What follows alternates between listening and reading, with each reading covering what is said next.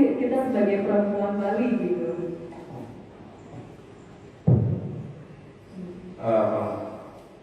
Tidak ada salah, jadi ingin dia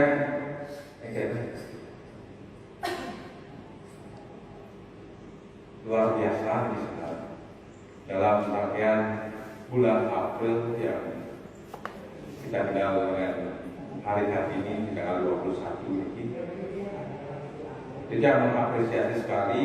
Kenapa? Karena dia sendiri belum bisa menghasilkan sebuah karya, ya, yang dia ingin tanyakan, gitu. Yang minta kirim narasumber kali, Mas, kalau Desi, bagaimana sih tips, ya, minta bertahan karya, mungkin.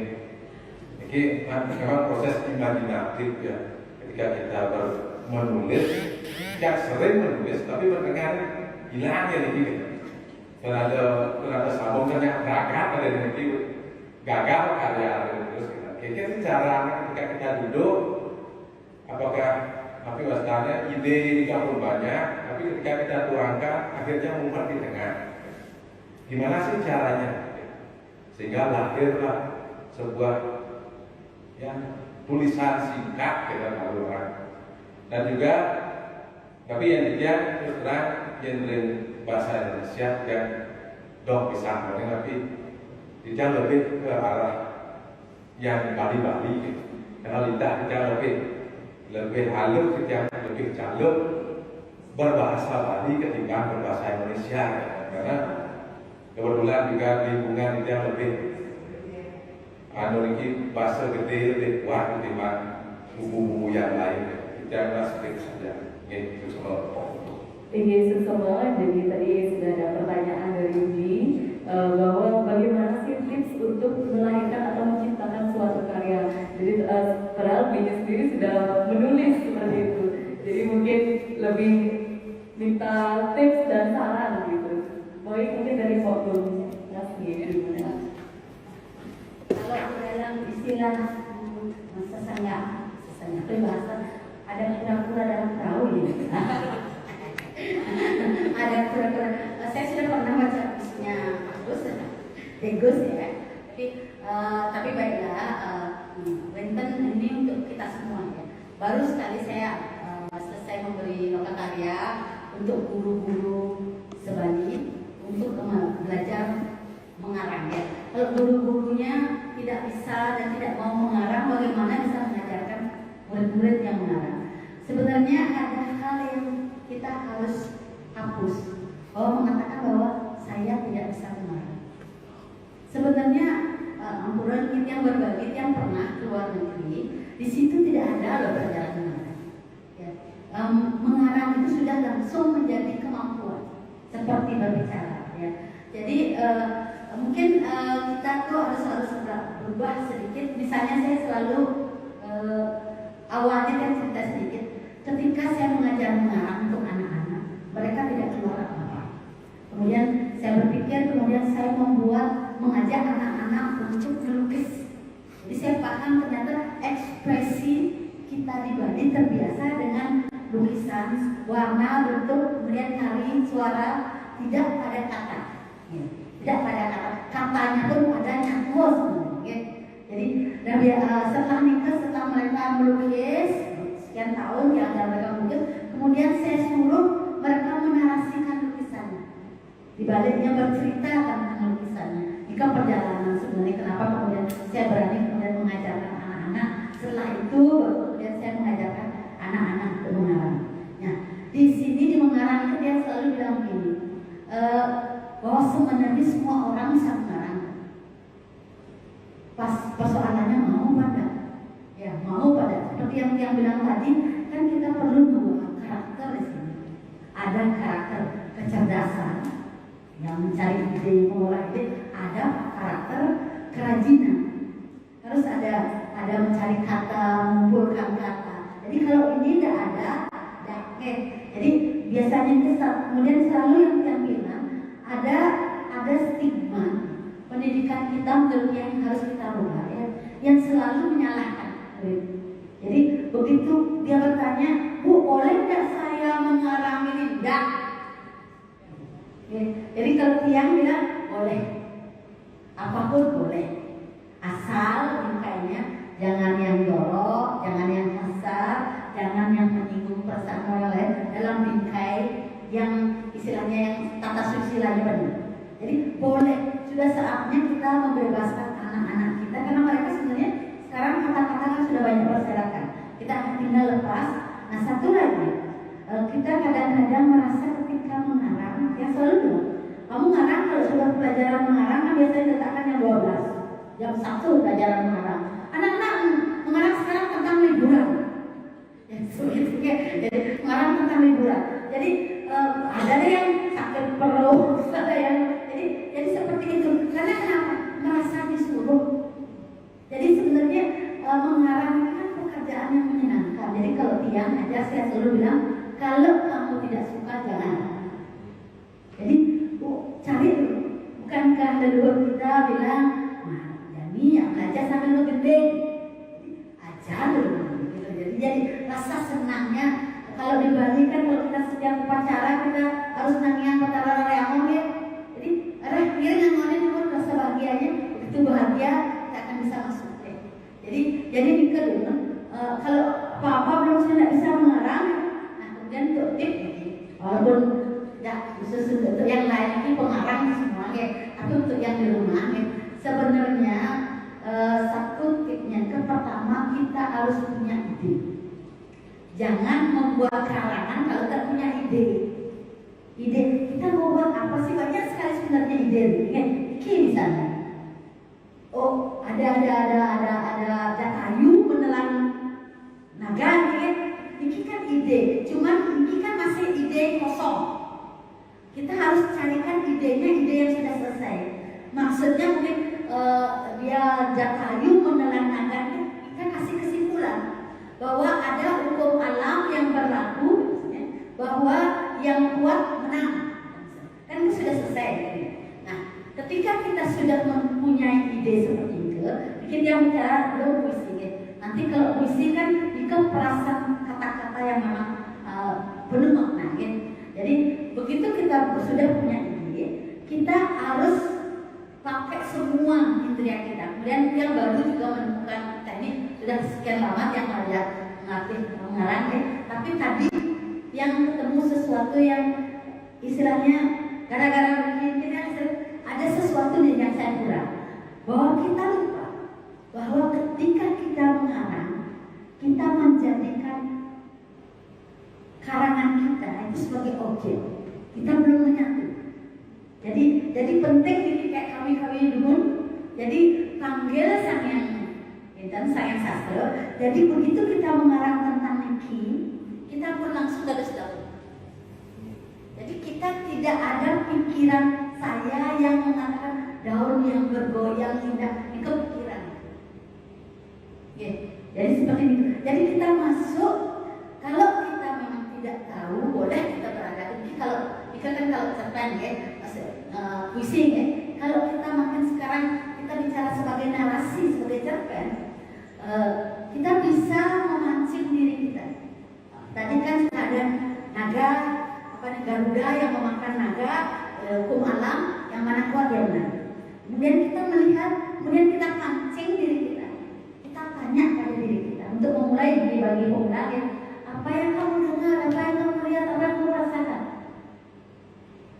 apa yang kamu pikirkan, Misalnya yang bilang alasan perang bergejolak, itu misalnya saling hantam, tulis kita, Jadi apapun yang pertama kita tulis, walaupun nanti akan kita coret. Tulis pertama perang bergejolak, nanti tambah apakah di depannya atau di belakangnya. Jika cara untuk ini akan berkembang. Kalau kita tidak memulai dari satu kata, tidak akan jadi. Dari satu kata, satu kalimat akan. Dan kalau kita yang di wartawan akhirnya bagus, ada laptop, ada komputer, atau dulu kan enggak. Jadi kita harus gimana? Jadi pokoknya kita bisa ketik aja gitu ya. Jadi ketik aja nanti diedit lagi gitu. Jadi naikin turun pindah. Jadi yang pertama adalah punya ide, tulis, lanjutkan tentu nanti benten nanti alurnya ya, kita baru lihat alurnya mana, pembukaannya di mana, ininya di mana, penutup seperti apa sih key yang mau kita sampaikan. Mungkin itu aja dari ya. Semua Bu Gomas, jadi itu beberapa tips dari Bu Gomas bahwa memulai suatu karya atau mengarang itu diperlukan ide awalnya, dan ide itu ditulis saja sehingga dari kata-kata yang telah ditulis akan berkembang seperti itu, sehingga membentuk suatu cerita, alur, dan yang telah disampaikan oleh Bu Gomas. Dan juga yang kedua itu kita harus menggunakan semua indera kita, jadi kita harus masuk ke dalam suatu objek itu, jadi menjadi objek tersebut, bukan menganggap objek tersebut seperti yang telah disampaikan oleh Bu Gomas tadi, bahwa kita harus merasakan langsung gitu nih, menjadi langsung objek tersebut. Nah mungkin dari Bu Desi bisa tipsnya atau gimana nih cara-caranya? Liga Soka ini memang yang kura-kura dalam perahu ya Mas ya. Ya berarti ada perahu. Aduh, bagaimana kalau saya pribadi mungkin sangat setuju dengan Bu Mas tadi sampaikan ya, bahwa dalam proses menulis itu kita tidak bisa memaksakan bahwa teman saya menulis, saya harus menulis. Tidak, dalam proses berkarya mencipta suatu karya itu tidak bisa terjadi seperti itu, karena penulis itu harus menikmati, harus bisa menjadi apa yang ingin pikiran kita sampaikan gitu. Terkadang juga kalau saya pribadi, mungkin untuk teman-teman di rumah juga, bagaimana sih cara menyelesaikan gagasan kita untuk menjadi sebuah karya yang mandek. Kita punya sebuah gagasan, tapi mandek itu gagasan, proses mandek tapi mandek gitu. Terkadang kalau kita terlalu kukuh pada gagasan kita, pengalaman saya pribadi itu, kawan-kawan di rumah juga ya, kita tidak akan pernah selesai. Lalu bagaimana caranya saya menyelesaikan itu? Membuka diri saya untuk dengan cara apa? Menerima gagasan-gagasan orang lain tentang ide yang sama. Misalkan saya punya ide bahwa misalkan kenapa kamu harus dalam salah satu cerpen saya menuliskan tentang judulnya saya lupa, tapi di sana saya ingin menyampaikan bahwa ketika kamu memilih perceraian itu, kamu sedang berusaha menyelamatkan banyak perasaan orang di sekitarmu, tidak hanya perasaanmu saja. Saya sangat mandek dalam mengemas gagasan saya itu. Akhirnya bagaimana ya caranya? Saya menerima gagasan-gagasan orang lain yang mengalami proses itu juga. Nah, dari sana kemudian saya bisa menyelesaikan alur cerita yang saya kemas itu. Gitu. Kalau dari saya kan gitu. Atau juga saya pernah mengisi kelas melatih menulis karya dongeng gitu ya, begitu. Saya sangat kebingungan karena biasanya dongeng itu saya dengar spontan dari kompiang saya dulu. Gitu. Saya punya pengalaman yang mungkin dibandingkan teman-teman sepantaran angkatan saya itu sudah kehilangan didongengi oleh neneknya, tapi saya masih waktu itu dongeng oleh kompiang saya. Nah, ketika saya diberikan kesempatan untuk melatih menuliskan dongeng, saya bingung bagaimana ya ceritanya, karena ketika dulu ajaibnya orang-orang dulu itu ketika saya tanya kenapa sih ada ular di mana-mana, saya tanya itu sama kompiang saya, spontan dia bisa menjawabnya dengan cerita yang lengkap dan menghasilkan sebuah kesimpulan seperti Bu tadi bilang gitu. Sudah ada ide sebenarnya ini, tinggal kita gitu, berikan dia bagaimana kesimpulan dari ide kosong itu, sehingga kemudian dari sana kita berikan dia alur. Jadi alur itu sebenarnya kita ciptakan setelah ide itu lengkap, kurang lebih seperti itu. Mungkin kawan-kawan di rumah juga yang sedang berproses menulis, ya menulislah menjadi objek objek, tidak menjadikan sesuatu itu hanya sebagai objek, tapi menjadi bagian dari objek yang sedang kita pandang itu. Terima kasih. Baik, terima kasih Bu Desi. Jadi sudah disampaikan tipsnya bahwa kita tidak boleh teguh dengan gagasan kita sendiri. Jadi kita harus terbuka atau sharing kepada orang lain sehingga mendapatkan ide-ide baru dan tidak mandat jadi gagasan tersebut sehingga mendapatkan alur yang lengkap seperti itu. Dan tadi juga Bu Mas menyinggung bahwa kita bebas berekspresi seperti itu. Jadi tidak ada tekanan. Itulah yang membuat orang-orang males gitu jadinya, apalagi murid-murid zaman now kan gitu. Kalau misalnya dipaksa, aduh males, apalagi sekarang ada pelajaran online seperti itu, dikasih tugas-tugas bahwa mereka bosan. Jadi ada bahwa tipsnya adalah bebas berekspresi, tapi tetap dalam tata susila yang tadi disampaikan oleh Bu Mas. Jadi itu tadi tips-tips dari narasumber kita pada hari ini. Mungkin ada teman-teman yang bergabung dari live Instagram Kopi dari Bi, silakan. Om Swastiastu. Yang pertama nih kita yang ngirim surya tikian. Terus lagi seorang judul penyari kan lagi saking jauh tidak nih. Walaupun kita sudah ketemu ya pokoknya. Kita ngopi bersama beberapa hari itu. Oke, jadi kita belum mungkin juga narasumber lain bisa menambahkan. Saya sebenarnya penasaran sampai sekarang ini pengarang zaman klasik kita di Bali yang wanita itu siapa saja sih? Kalau mungkin nanti bisa Bung sebutkan itu apa mungkin karena begini ya Bu ya, artinya kadang sastra itu kan karena Narada Sastra dia kan Saraswati gitu. Jadi seorang wanita seperti itu. Apakah value ini menyebabkan wanita itu jadi hanya sosok yang dipuja? Akhirnya dia menurunkan idenya dia untuk menulis sebuah suatu cerita atau bentuk karya sastra seperti itu. Apa karena value ini artinya dia kan seperti kalau nanti Kidung Nganyang Nirate seperti itu kan dia banyak bercerita tentang bagaimana dia memotivasi dan lain sebagainya tentang keindahan dan wanita, sosok wanita seperti itu. Apa karena ini akhirnya yang menyebabkan jarang kita ketahui pengarang wanita pada literasi. Memposturasi lagi hubung artinya yang sebaca yang belum pernah yang lihat seperti itu. Adapun di tokoh film yang itu dua mengerani mungkin itu yang belum pernah baca karya, cuman ada beberapa memang karya yang ditujukan untuk beliau. Contohnya mungkin Dora Ayu gitu ya. Jadi memang untuk menguji kepemimpinan dan kecantikan dia seperti itu yang apakah value itu? Yang kedua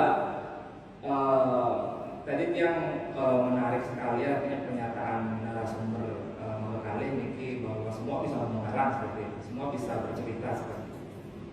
Tapi kalau saya melihat seperti ini Bu, artinya memang ada beberapa orang itu yang dilengkapi dengan kekuatan dalam tanda kutip narasinya yang kuat, karena memang di otak mereka itu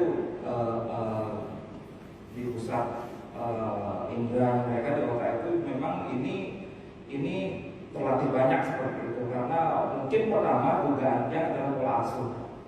Pola asuh artinya ketika anak-anak kecil itu dia disuruh diminta untuk mengeksplor sebuah kejadian seperti itu, biasanya itu dia naratifnya akan lebih baik daripada kebanyakan orang tua itu close question biasanya. Artinya kalau mau ini tak, iya atau tidak seperti itu.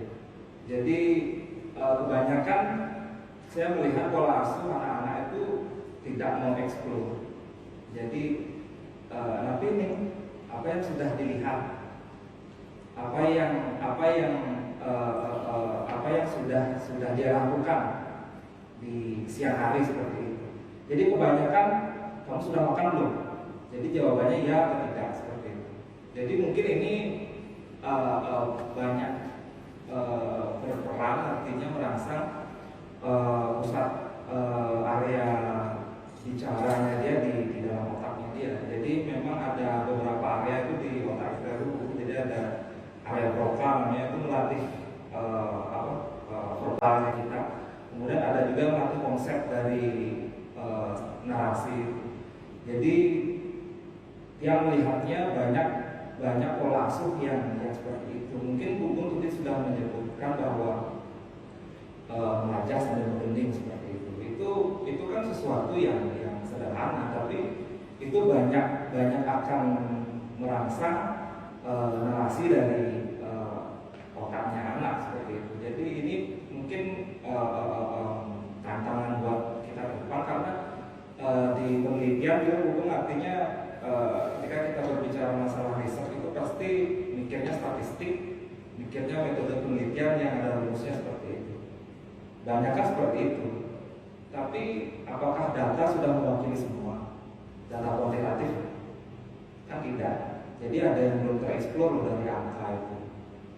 Ini kita butuh bahasa lagi untuk menarasikan. Kenapa orang tidak mau minum obat seperti itu? Padahal obat HIV, obat TB itu kan harus dia minum setiap hari. Jadi kalau dia tidak minum hari ini, kemudian setelahnya juga merembet-rembet seperti itu ada sesuatu, dan masing-masing pasien tidak sama. Kalaupun dia datanya bilang, artinya segregasi data, kita berbicara data itu kan kadang kalau di suatu daerah kebanyakan baiknya seperti itu, jadi data terlihat baik kan seperti itu. Tapi kan ini perlu dieksplor, artinya ada sesuatu yang belum berbicara di data, dan ini perlu kualitatif. Dan ini banyak yang tidak mengetahui dari meritokrasi kualitatif itu. Jadi data kadang bisa menyebut angka, tapi dia tidak bisa bercerita tentang kenapa sih orang di Bali dalam tanda kutip banyak potensinya seperti itu. Kenapa sih orang di Bali kebanyakan dia pusingnya kebanyakan seperti itu. Itu kadang kita lihat dari rutinitasnya dia sehari-hari, karena mungkin kalau di tongkrongan itu anak Bali karena kan di Bali Banjar, kemudian dia habiskan waktunya dia dengan minum arak seperti itu semisal. Itu mungkin akan banyak orang yang potensi sebesar seperti itu. Atau ibu-ibu kadang pusing menjelang halaman dunia seperti itu semisal. Jadi karena proses penjajahan yang banyak, kemudian ketegangan riuh seperti itu. Jadi ini kadang tidak tereksplor dengan baik, dan penelitian kesehatan kita perlu narasi yang kuat itu. Jadi bukan hanya di kesenian, artinya bukan kita olah sastra di panggung dalam tanda kutip untuk teater atau seni pertunjukan yang lain. Tapi kita butuh untuk riset seperti itu. Jadi selain mungkin jauh juga dengan fokusnya hukum belakangan ini mengenai herbal seperti itu. Jadi kita juga butuh tahu persepsi sakit orang Bali seperti apa lewat kualitatif. Jadi bagaimana seorang Balian mengatakan, oh niki nak obatnya niki ketenaran apa yang dia pakai. Itu kan masing-masing akan berbeda. Jadi tidak ada konsensus Balian. Tidak ada konsensus Balian. Jadi ini masing-masing, dan ini kualitatif yang bakal banyak berbicara mengenai sakit orang Bali seperti apa. Gitu. Jadi saya kira tidak mentok di nyastra dan kesenian saja, ini akan banyak mempengaruhi sisi humanisme kita di Bali seperti itu. Asal pun perhatikan untuk kita masih ngomong Om Santi. Iya, sesama tadi beli siapa namanya? Cahyadi kan? Beli Cahyadi. Jadi Cahya, Beli Cahya tadi sudah memberikan komentarnya terhadap apa yang tadi disampaikan. Nah tadi juga Beli Cahya menyinggung sedikit tentang narasi seperti itu, bahwa di Bali itu tidak hanya mementingkan narasi, tetapi harus perlu diriset juga itu. Nah itu mungkin bisa ditanggapi oleh Bu Mas gitu. Atau mungkin narasi tadi kan sudah sempat disinggung oleh Mbak Desi, mungkin nanti bisa menambahkan, silakan. Selamat datang. Jadi ini Pak Dokter ini ya. Pak Dokter saya kadang-kadang yang menjadi budak, sekarang menjadi nabi ya. Jadi saya agak bingung ya, ada udang yang lain kemudian bisa menjadi Wisnu, tiba-tiba Siwa. Sebenarnya ini kan istilahnya sebenarnya tidak bertanya, dia ingin memberitahu. Oke, kita berdiskusi ya. Tapi tentang yang jujur harus akui tentang kepengaruhan perempuan, kita mungkin pernah ada lagi siapa Prando Istri Mas, tapi belum yang diajaki, tidak ada banyak. Yang kebetulan kalau yang anak Gusti Kanyo yang dari Karangson sempat yang melihat karya yang boleh. Itu karyanya kan disebut oleh Prof. Simar Bagus pun sebagai sastra yantra. Sastra yantra ya. Jadi dia seperti lukisan, seperti tikel, seperti mandala Buddha. Di mandala Buddha ada parma-parma. Jadi yang uniknya itu dia memakai misalnya Ramayana, 4 Ramayana. Jadi 4 ini aksara ini aja yang dipakai untuk menyusun kisah Ramayana. Narayana, Yamona, jadi seperti nikel. Jadi memang menurut yang sangat dahsyat dan ini. Dan menurut yang pada waktu itu kan tidak seperti sekarang ya. Jadi yang mengenal sastra itu siapa? Ya tentu adalah para ksatria yang punya akses ya belajar sastra, dan para pendeta dan keluarga pendeta yang juga sudah membuat istilahnya ada di lingkungan itu, dan tentu juga mungkin pengirimnya pendeta kan ini sangat terbatas. Jadi yang belum pernah dengar ya lagi belum ada penelitian yang lain mungkin di jero baturnya malah yang meneliti tentang itu deh. Yang kalau yang di belakangan itu kan ada misalnya Cokode untuk Dirana, kemudian Pranda Sedeman dan Pranda Made maupun Pranda Ketut. Kalau Pranda Ketut yang sempat keras kenalan ya, jadi sebenarnya prosesnya sempat. Jadi memang yang cewek memang agak terbatas ya. Mungkin keterbatasan pergaulan itu kan lingkungannya itu. Nah selain itu kan tadi yang menjelaskan ada apa aktualisasi, ada karakter tipe-tipe manusia yang sangat mempengaruhi kita sebagai budaya, roh kebudayaannya itu. Zamannya sekarang zaman maskulin, ampura zamannya merah, zamannya api, zaman pikiran. Jadi istilahnya kekuatan pikiran, dan perempuan biasanya hanya perempuan tertentu yang kuat mendobrak dengan kita. Jadi menurut yang seperti Nika, jadi zaman yang dari setelah Majapahit itu kan zaman-zamannya Brahma, zamannya pikiran yang tadi yang jelaskan rajas yang bisa kemudian malah juga bisa mengoakkan sebuah dan bisa mengoakkan sebuah cerita.